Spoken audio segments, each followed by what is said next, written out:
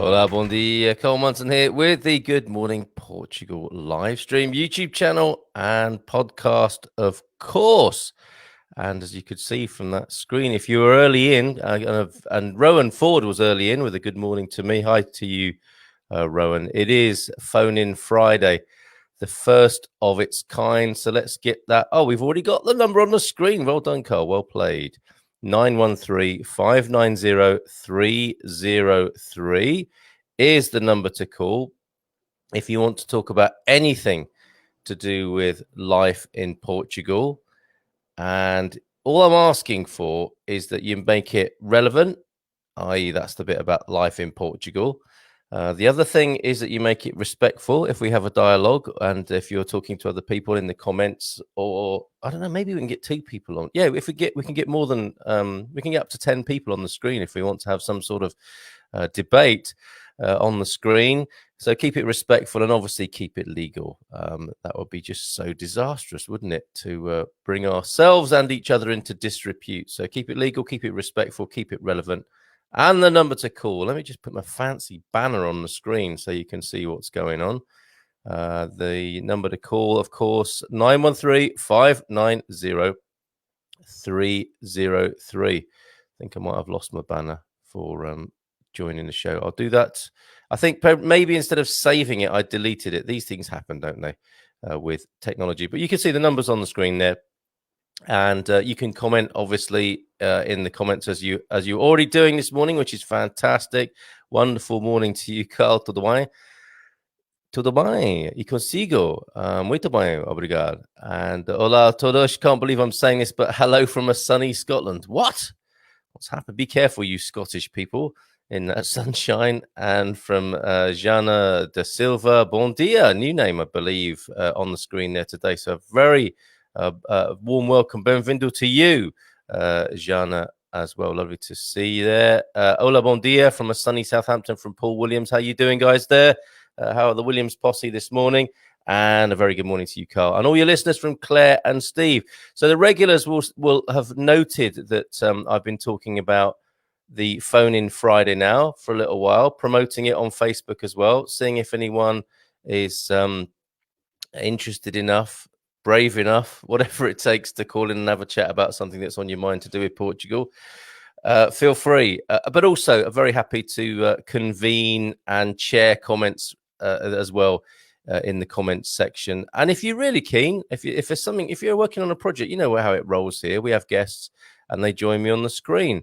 So that's another way. I can just send you. Actually, what I'll do is I'll show you how easy it is. I'm just copying the code that you need to join this. It's like, being on a Zoom call, basically.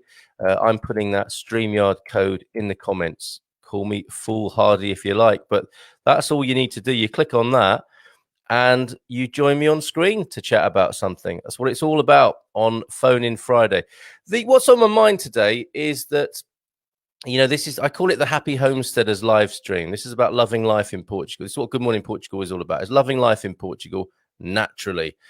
And I came here to live a simpler, more natural life, if you like, closer to nature, giving up on my planet-crushing, planet-destroying ways, or minimizing them. I mean, let's face it, we're animals, aren't we, us human beings? And we are essentially destructive. That's part and parcel of our existence on this planet. But arguably, we've been a bit over the top with that in the last couple of centuries. And we need to take a good, long, hard look at ourselves. So that's something you might want to talk to me about this morning. And I do, this is what Good Morning Portugal was always meant to be about, was the happy homesteading. Because, there's a lot of that. A lot of expats do come to Portugal to live a simpler life, to live on the land, to grow food, and to detach from the matrix, we could say. So that's really what we are about as Good Morning Portugal. But of course, the COVID curveball came in, didn't it? And I just thought it would be useful for us to be an information service. And I think that's how we picked up a lot of our community here, our regulars, who wanted to know what to do in English to get the latest legislation or guidance or whatever it was, how the Portuguese government were responding to things. And for me to share that every morning to help people feel a little bit more at ease if they were stuck here, if they were living here, whatever, if they were in Portugal and they couldn't speak the language and they needed to know what to do. that was our service for a few weeks and months. And that is certainly one of the things we can talk about. I mean, pop your ideas in the comments at the very least. Call in if you feel more adventurous. 351 if you're calling from outside of Portugal, and the rest of the number. You can WhatsApp me. We can become WhatsApp buddies. 351 913 590 303. I mean, do that anyway if you're part of the community. Let's stay in touch. If you want to talk outside, if you need any insight from the inside, if you're making your way to Portugal and you just want a little bit of advice on something, I'll tell you about my experience. It's not a professional service particularly. It's just someone who's done it. Very happy to help. And especially, like I say, if you're thinking of picking up on the homesteading way of life. And that said, so yeah, we had the COVID curveball, didn't we? And we've been dealing with that. And we're also dealing with, I mean, to me, I just think there is a devastating economic crash coming. I'll just be very obvious and plain with you. I think that's what's happening. It's going to be like 2008 again, but probably worse. And we can be, as I've made the distinction before, we can be meerkats and we can be seeing what's going on. Do our little meerkat impersonation, see what's coming in the pipeline, and make our necessary arrangements. And that's what, again, that's homesteading is about, becoming more resilient and self-sufficient. I think that's a good move right now. Get yourself a little bit of land, work the land, maybe have a little bit of a connection with the Matrix, earn a little bit of money online. This is an emerging model. The old and dying model, the model that's been crushed by the pandemic and government treatment of the pandemic, doesn't look so clever right now, does it? And tourism is one of the things I do want to talk to you about. If you don't ring me up or make comments, I will bang on about with my ideas about tourism, okay? And, it occurred to me this morning, how old is tourism? I know Portugal's economy and many Southern European states' economies are based on tourism and have been for decades now. Pandemic comes, knocks it flat, kills it dead, livelihoods of people dead in the water. This is really a bad situation, okay? And I want to ask at this point, what is so good about tourism? If it can just be turned on and off like that, it's obviously not a very resilient position in terms of our livelihoods and how we make a living and so on. How old is tourism? We assume, don't we, that people have been tourists for forever. For us, anyone listening to this and aware now will be part of tourism culture, right? You'd have grown up in an age where people went on holiday. It hasn't always been the case. Tourism, I think I had a brief look at some of my extensive research that I do each day before the show. I think tourism as we know it only goes back 200 or 300 centuries. Before that, people stayed put. They might have gone on pilgrimages and so on, which I think must have been pretty marvelous. And I'm all for that, and there's a great tradition of that, of course, in Portugal. But tourism is going to need to change, isn't it? Anyway, come back to that in just a moment. Good morning, beautiful people. Very poor internet this week, but glad to be here again. Yeah, great to see you, Owen. Are you joining us for the sports report on Saturday, tomorrow? I hope you are. I haven't been keeping a very good eye on my sports predictions, but I'm sure we'll catch up with that with the very capable Calvin Avery tomorrow from 10 o'clock. Boaz, great to see you too. Have you got another courgette hangover, my friend? It's way too early to call anyone at the moment. It's fine for you to say, Boaz. Some of us are early birds and we're ripe and ready for a conversation, but keep chipping in because I know you'll have an interesting view on this. Let's face it, tourism is not really an environmentally friendly, sustainable, sensible thing to be doing. If you take into account, for example, what's required to feed tourism, to make tourism happen. There's some work to do there, isn't there? And, if you take into account, I don't know how you feel about climate change, okay, but that we are experiencing a change of climate, aren't we? We're dealing with weather situations that we're not accustomed to, and there are all sorts of theories behind it. We're still dealing, whatever you think that the cause of it is, we're still dealing with the reality of that. And I would say that tourism does account for some of the changes to climate. Air travel, obviously, is a big part of that. We're only supposed to have, I think, 60 crops, 60 years worth of decent nutrition in the soil to grow crops. I don't know if you know that. This is something that some sustainability and ecological people talk about. We are doing the dirty on Mother Nature. We all know that, don't we? I mean, it's not a big deal me telling you that. The big deal is like dealing with it, isn't it? The big deal is like opening our eyes to that and just not thinking, I'd rather not think about that right now. Let's just go on holiday. You know what I mean? And the economic system of which tourism, I think, is a part. Okay, what's the worst case scenario is that you are a worker bee or drone or whatever. You're in the system, and the only way to make your existence more bearable is to have 2 weeks in the sun. I mean, that is no way to live anyway, is it? Why are we doing that? And then, along comes the pandemic. You're furloughed or you can't work anywhere. You lose your job. So you're not going to have a holiday anyway. This is not a very good system, folks. Anyway, back to more of that. And actually to a fabulous letter from Portugal to Boris Johnson that I'm going to share with you in just a moment. Maybe colonialism was a form of tourism in the closet. There we go, Boaz. That's the sort of comment we need just to throw a match onto the gasoline. Maybe colonialism was a form of tourism in the closet. I see where you're coming from with that. Morning, guys, from Druba. Haven't seen you for a while, Druba. Hope you're well, my friend. Look forward to seeing more pictures of your happy homestead at some point. I'm sure your garden is looking amazing at the moment. A very green-fingered, green-thumbed person is Druba. So it'd be lovely to see what's going on. Don't forget, of course, in the Happy Homesteaders group, we have our gardening porn, I suppose you would call it, in there, where we're sharing pictures of all our fruit and veg. Misses in there. Eloise, hello. Hola, bon dia. Busy week. Just had 5 minutes to pop on and say hello. Off to get the next wine today. It will be a white wine next. This is our effort to be sustainable tourists. Online wine tasting club, folks, every fortnight. Not doing one tomorrow, a week tomorrow. Eloise, I'm sure, will announce the next wine, which will be a white. Do all of that from the comfort of your own home. And we had a fantastic time with wine headmistress Miss Healy last Saturday. Great fun. People in the comfort of their own homes, getting on the screen and tasting the wine and having a great time. So, looking forward to tasting the next one, which will be a white. Thanks, Eloise. I think it's exploration that's the interesting bit. Those who return year after year to the same place are missing the point, in my humble opinion, says we're no need to be humble here. And, this is good. This is good. Thanks for that, Wayne, by the way. Carl, are you not trying to sell your guest house? He's putting me on the spot there. Yes. Quick advert. If you're looking for a development property in Portugal, in central Portugal, the former Pension Bandeira in the beautiful town of Coria is for sale. Now, good question, Peter. And a little test of my ethics and hypocrisy, I suspect, as well. Let me see. I think we have to have the conversation about tourism for sure. And I think what Wayne's talking about there, the idea of going to the same place year after year and having 2 weeks of getting drunk to forget your troubles and stuff is just a sign of our terrible economic system. Okay, so there is that.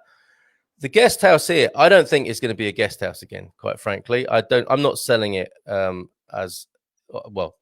I'm a party in the sale of it. I don't own this place. I'm an agent for the people who own it, and I live in it currently. And it's very interesting to think, when you start doing business modeling and thinking about how you sell things in Portugal, you think about tourism, don't you? Because you think, okay, well, if I'm selling this to someone else, or the idea to somebody else, what's attractive? If tourists come to Portugal, it would be a great place to say, turn it into a guest house.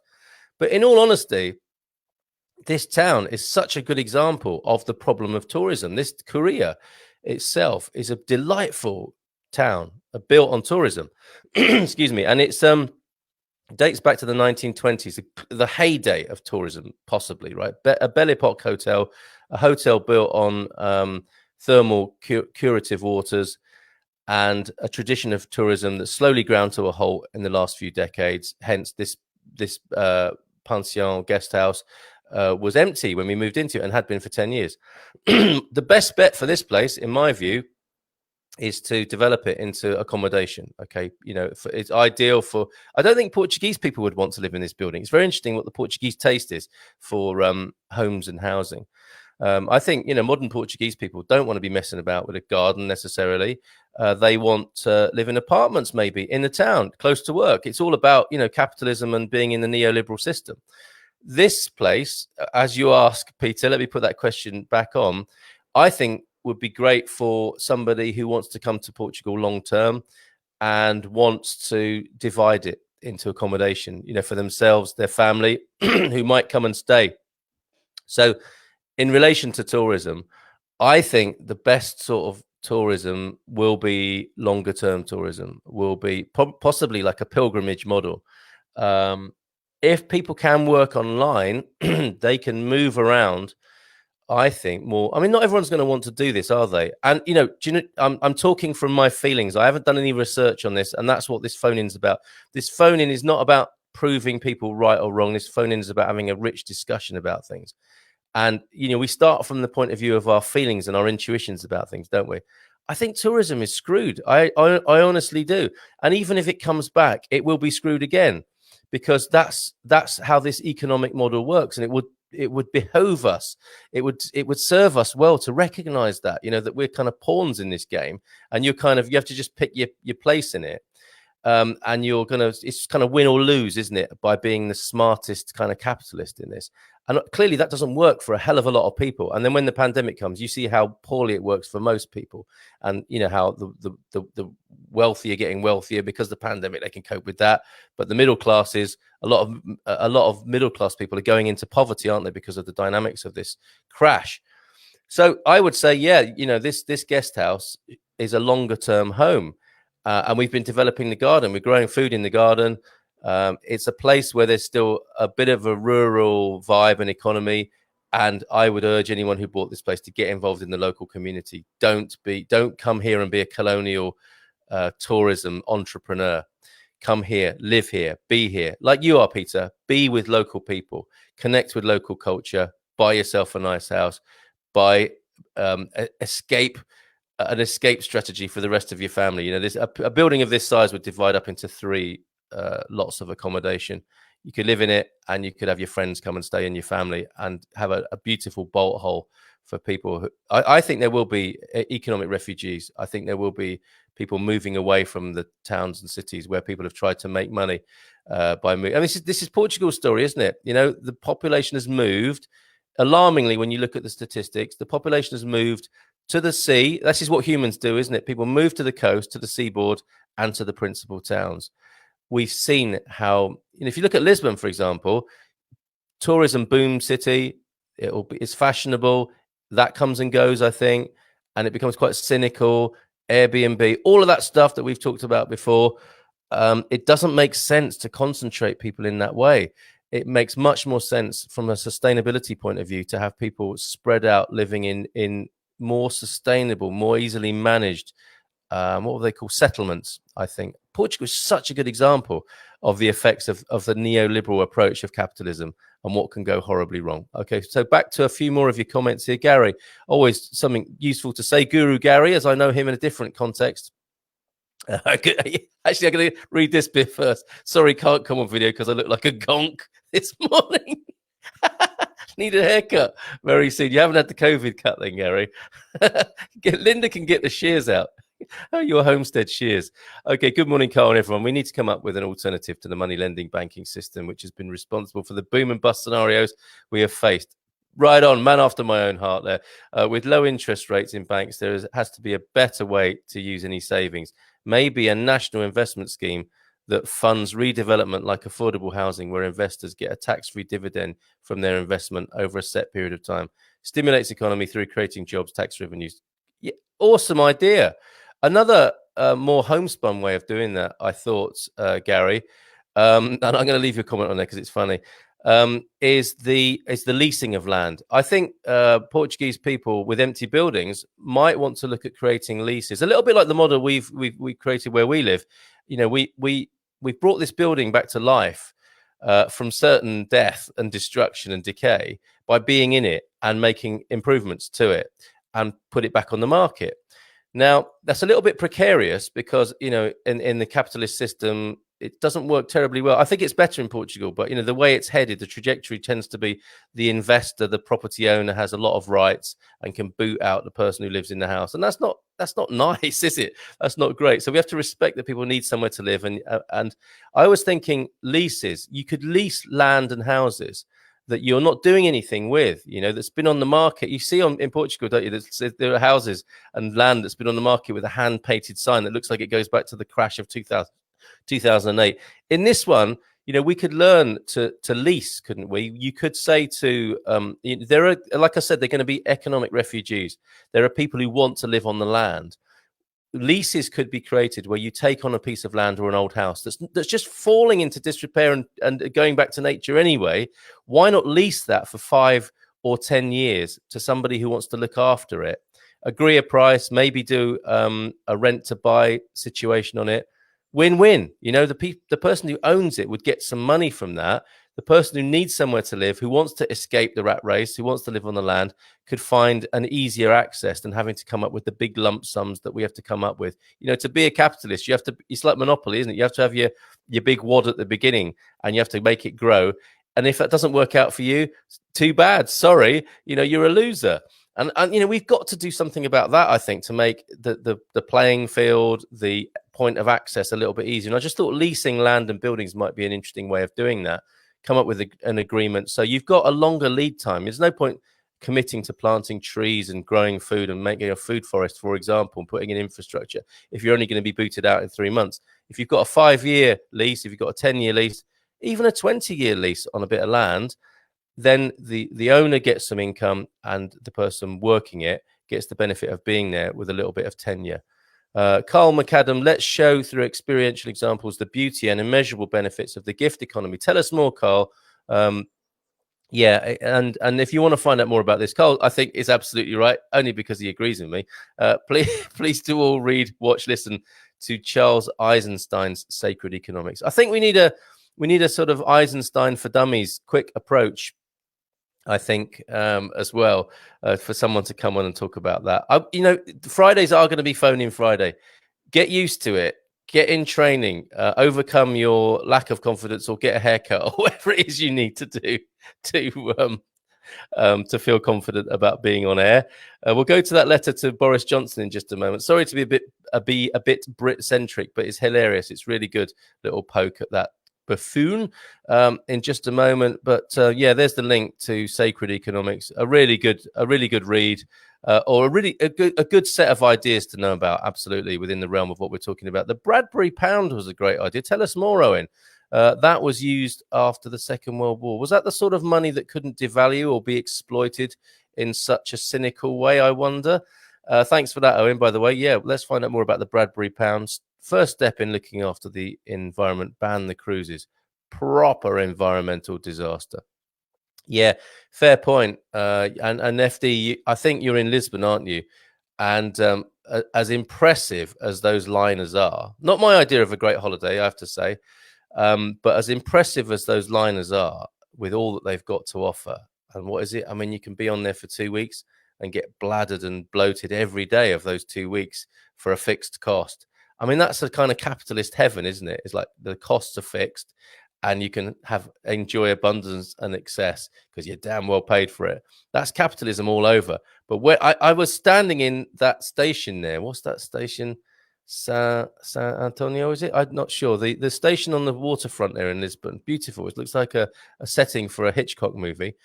And this guy came up to me looking like a bit of a hippie, sort of you kind of stereotype hippie concerned person, berating. I think he was German, actually. I think and living in Lisbon.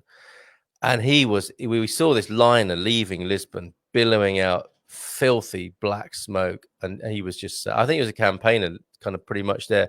Yeah, Santa Apollonia is the name of the station. Thanks, FD. Yeah, and it was horrific. It is truly horrific to see those things. And I think, yeah, when you look into them, the environmental impact and cost and the techniques they use is really grim. Will's here, always something to say, I'm sure, about things to do that are ecological and economic. Turn the cruise ships into shelters. Absolutely, that's a good use for the homeless, etc. Can you imagine, like, if you're down on your luck and a homeless person and you get offered a room in a 5-star cruise liner? Why not? Why not pay it forward? Pay it forward. Random act of kindness, etc. Or just doing the right bloody thing and giving someone somewhere to live if they want to as well. I don't think like being given a room on a liner or a house for that matter should be a conscripted thing. You know what I mean? It's like, people need to do what they've got to do, but the whole point here is that choices are limited. Capitalism does limit choice, rather, doesn't it? Unless you're a capitalist and you say, everyone's got choices in capitalism. You just got to work hard. But I guess, when you get to my age, you see that perhaps the system is a little bit rigged against those who don't start out with a massive monopoly wad in the first place. Interesting that, Will. What else have you got to say about economics, mate? and tourism? I actually genuinely would like to hear what you've got to say about tourism, Will. And how much it kind of screws the environment whilst stimulating the economy. Can we not come up with some kind of intelligent hybrid? If anyone can, you can, Will. Okay. In the no one's ringing in yet, and you might be missing your chance, but get used to it. We will continue with this theme of Phone In Friday, or just get in touch with me. If you want to just have a chat about some interesting issue, then just get in touch with me during the week and we'll figure it out and get you comfortable and confident about the technology to join me on a Friday to talk about the spirit of Phone In Friday, which, like, say anything you want as long as it's relevant, respectful, and legal. I'm no economist. Will, I have to say, when did that ever stop anyone having ideas about the economy? I don't think many economists are economists, to be fair. It's such a dubious profession, the whole world of economics. Best guessing. What's their skill set, economists? Like best guesses, vested interests, get paid to say what other people want you to say. And I'm not singling out economists for that. Loads of professionals are like that. Hopefully that's put the cat among the pigeons. All right, let's see about this letter that's been sent in to Downing Street. Downing Street, of course, if you didn't know, the heart of politics, or the home of the Prime Minister, at least. And you can see there, if you want to send a letter yourself to Mr. Alexander Boris de Pfeffel Johnson, office of the Prime Minister, 10 Downing Street, SW1A2AA in London. This has been sent by the Portuguese mask company and the man behind it, Carlos Coelho. Portuguese face masks on the way to Downing Street. This is related to tourism. For a government that favours slogans to convey its messages, Portuguese businessman Carlos Coelho has come up. We should get him on, shouldn't we? Has come up with an inventive ploy of his own to try and force the Brits to rethink their exclusion of Portugal from the UK's travel corridor policy, no longer called an air bridge. This from the Portugal resident and written by Natasha Don, of whom I am a very big fan. I do like the Portugal resident. I find the Portugal news useful, but quite sensational. Asylum seekers up by 50%, no, up by 100%. Yes, it's gone from 2 to 4 people. That is a 100% increase, but come on, guys. This Carlos Coelho character, he's sending a box of face masks made in Portugal to the British Prime Minister with the message, Boris, please accept our Portuguese mask for better breathing and wiser decisions. Hope to see you soon in our Portugal. Genial. Best, Carlos. The entrepreneur told reporters, we want Mr. Boris to look at Portugal in another way. The ability to breathe is vital. As he discovered, it was for his own recovery with a Portuguese nurse, and it will be the way decisions are made. Portuguese mask, that's imagine he's doing quite well at the moment. We don't want to be left out. We don't like the fact that we have been left out, so we are sending Mr. Boris a pack of masks. I thought it was to stop him talking cobblers, and it was like like really good toilet paper. It was a 4-ply mask, so you couldn't hear what Boris was saying. Our Portugal pack with this message brands our causes. Portuguese mask, beyond being among the best masks, an entrepreneur to the core, this man, promoting his product mercilessly whilst claiming for the moment the international or the trans-political global landscape for a moment as well. That the national textile industry can produce is also a means for promoting Portugal. Let's see what Boris replies, he said, adding, we are hopeful he will reply. Don't hold your breath, with a bit of a mask reference there, Mr. Coelho. This is just the latest cameo in the litany of efforts nationally to get Britain to rethink its catastrophic decision to impose a 14-day quarantine period on anyone, British nationals or residents, returning to UK from holiday in Portugal. And on it goes. You get the gist of what that's about. And to me, you see, fair enough. We have a man there begging Boris to lift the sanction, to let tourists come to the Algarve, to get the dollar circulating. I mean that metaphorically, get the euro circulating. And to me, you see, like money, it's a kind of if you look up the hallmarks, the definition of addiction in terms of drugs or any substance in the American psychological journals, every box can be ticked by money as well. Our relationship to money is an addictive one. And I would extend this to the economic analogy that the Algarve is addicted to money in terms of economic trade, and it's been put into cold turkey by the pandemic. Again, I mean, we could talk about that. I just, the more I'm finding out about it, forgive me, Will, but the more I'm finding out about it, the more it seems to me that the pandemic lockdown is going to cause more trouble than the COVID virus itself. But that's opening another can of worms just as we're finishing. However, what was I going to say there? Yeah, so the Algarve is addicted to money. Without it, it's dying or feeling like it's dying. Because it's not dying. That particular context of how people make money could be dying. But people are people. There are other ways to survive. It's just that all the eggs were in that one basket. And so you have the reaction like an addict of like, oh my God, we need to do anything now to get our next fix of our favored substance that relieves our pain. And it's the pain of poverty that gets released by tourists spending money, Dutch school kids who refuse to wear masks and get fined. And that's all part of the economy as well, because of course the police fines in the Algarve will be part of the GDP, won't they? So the more people they can find, the more money goes into circulation for the Portuguese coffers. That's no way to run an economy, is it? That's madness. Anyway, I've got to rewind a little bit to get your comments in. Amazing. Thank you for all these comments. Mag, hi Mag. Have a lovely weekend, Carl, and enjoy the countryside. We'll do my best, Mag. We are semi-rural here, and we're best of both worlds. And I think that's a good idea, actually. I do have my slight reservations about being in the middle of nowhere. You've got to be a really tough person, I think, and very resilient, and have people around you who you love and know and trust to cope well in the deepest, darkest recesses of Portugal. So I favour personally, I think, a little bit of walking distance or cycling distance to town and civilization, such as we know it. But thanks, Mag, and a lovely weekend to you. Bon fin de semana to you as well. What little money I make, I dedicated to supporting local bars. Totally altruistic, of course. Yes, Will. You're all heart. You're all heart. Maybe you're all heart and all liver. Tim Mount, we've just returned from our house in rural central Portugal. We are now lepers for 2 weeks. BS. Yeah. So Tim's returned to UK by the sound of it from Portugal and is now in a 2-week quarantine, feeling like a leper. Hey ho, another 2 weeks off. Yeah, like, the silver lining you're clearly enjoying there, Tim. BS, I agree. Owen Lloyd Martin, First World War. Sorry, all. Got his wars mixed up. But there you go. There's a link to the John Bradbury system of money. I've got a friend called Mark Bradbury. Maybe he's related to this fellow, and we can get some inside track on this. Maybe it's still in the family, part of their philosophical family silver. But thanks for that, Owen. Wayne, worst case scenarios, black swan events, economist jargon. They love averages too. I have an above average number of legs, arms, eyes, etc.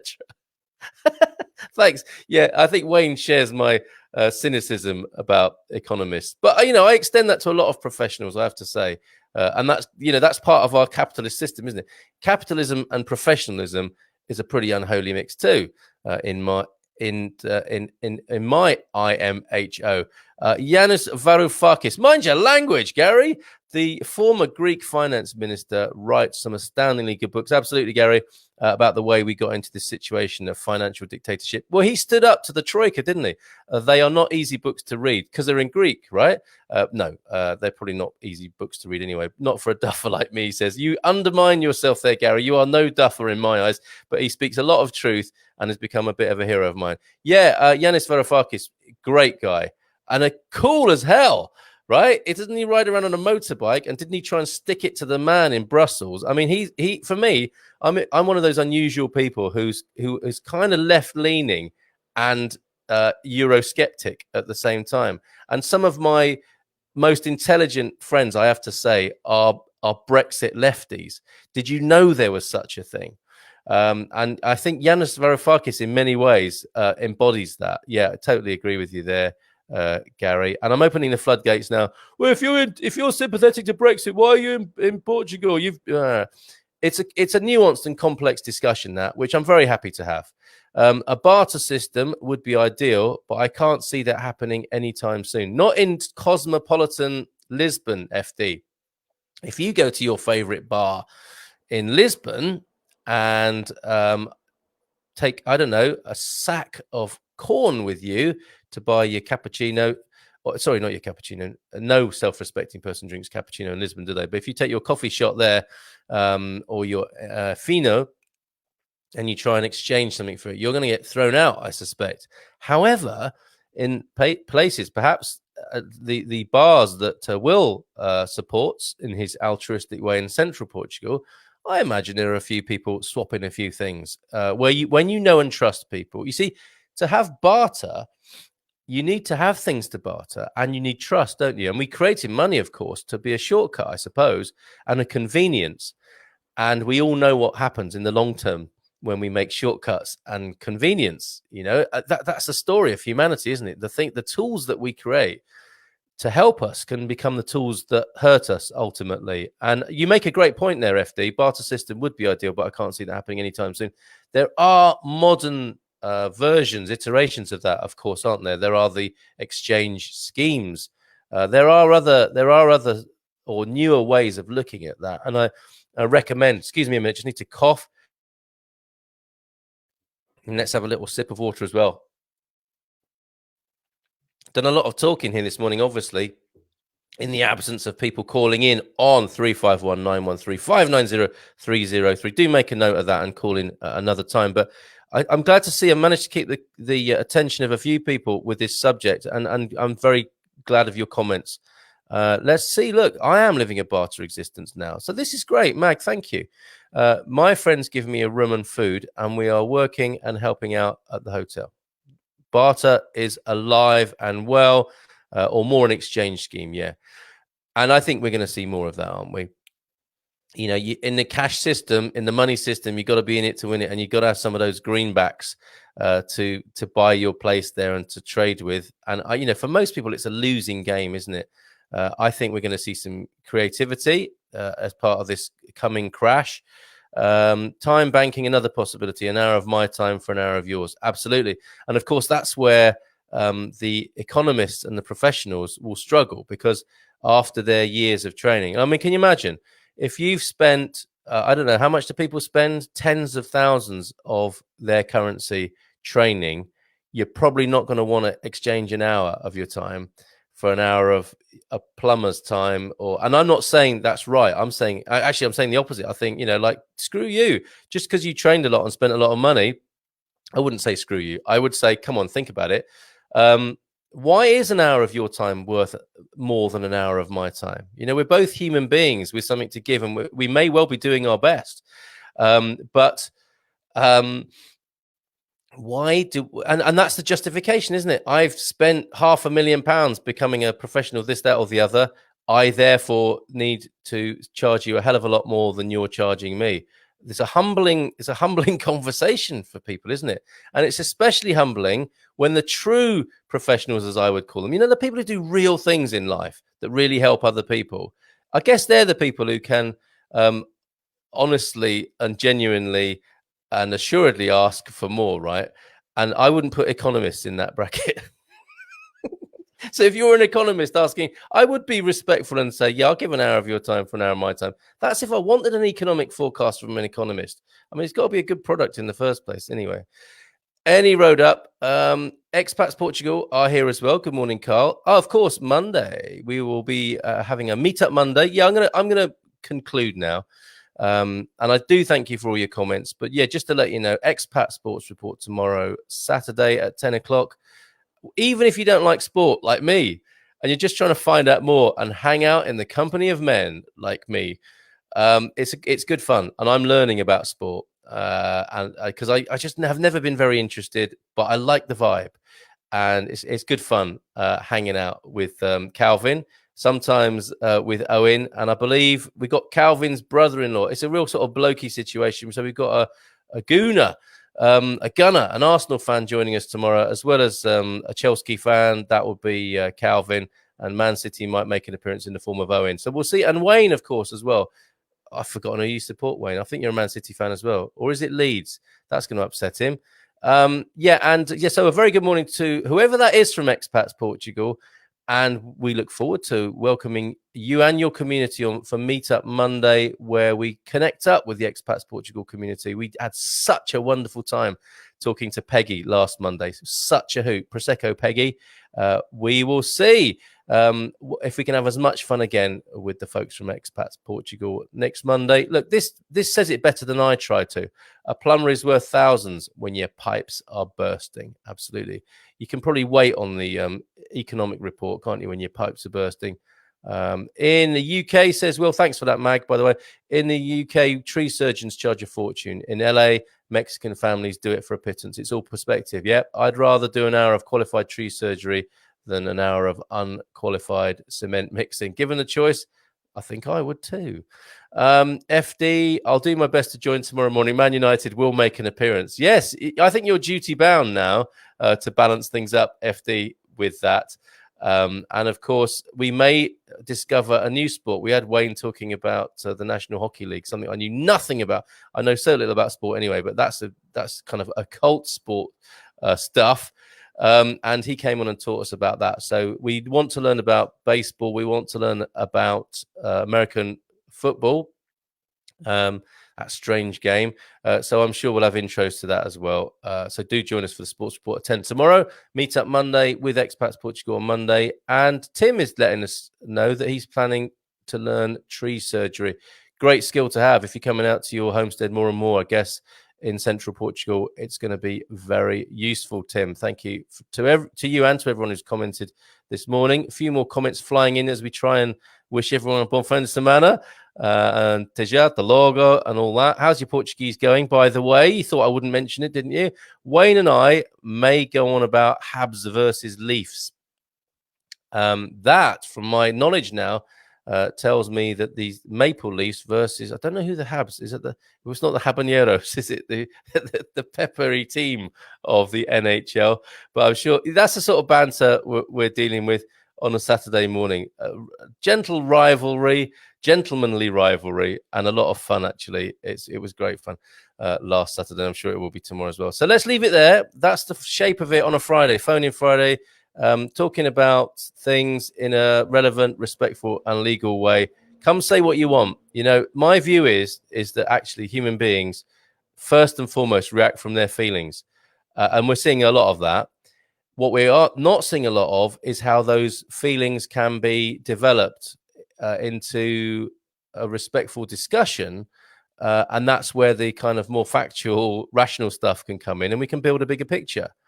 And not just get lost in the emotional to and fro of, cancelling people out and blocking them and unfriending them and just living in the world of emotions. We are emotional beings. There's no doubt about that. I'm sure of that. I'm a Cancerian. I know it myself.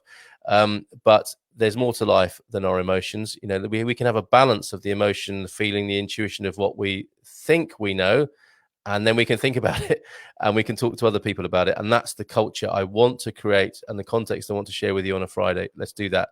It's about Portugal. It's respectful and it's legal. Those are the only three rules.